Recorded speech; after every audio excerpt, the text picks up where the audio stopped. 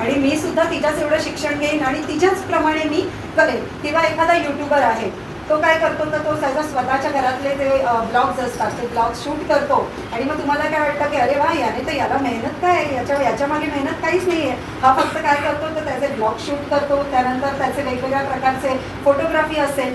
माझं म्हणणं हेच आहे की तुम्ही त्या गोष्टी करू नका असं नाही मला म्हणायचं, पण प्रत्येकामध्ये वेगळं टॅलेंट लपलेलं असतं. त्यामुळे तुमच्यामध्ये काय टॅलेंट आहे हे तुम्ही शोधून काढा आणि ते शोधल्यानंतर ज्यावेळी तुम्ही त्या क्षेत्रामध्ये जाल मग मात्र तुमचा हात कुणीच धरू शकत नाही.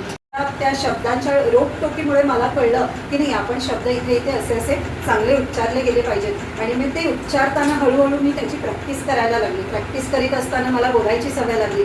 बोलत असताना ज्या वेळेला मी समोर उभं राहायची त्यावेळेला मग मी झी मराठीचे बघा पूर्वी, आता तरी अवॉर्ड फंक्शन खूप असतात, पूर्वी अगदी लिमिटेड अवॉर्ड फंक्शन्स असायचे आणि त्यावेळेला काय असायचं की एक चांगलं अगदी सुसंस्कृत अँकर कुणीतरी एक मुलगी असायची आणि मग ती छान पद्धतीने सगळ्या गोष्टी सांगायची. अगदी सह्याद्रीच्या बातम्या, जर तुम्ही आत्ताही सह्याद्रीच्या बातम्या असतात जर तुम्ही बघितल्या तर त्या बातम्या मी बघायला सुरुवात केली की त्यांचे उच्चार कसे असतात आणि माझे उच्चार का असे येत नाही, माझं न आणि न यामध्ये गल्लत का होते, या सगळ्या गोष्टींची अभ्यास, या सगळ्या गोष्टींचा अभ्यास मी स्वतःहून केला.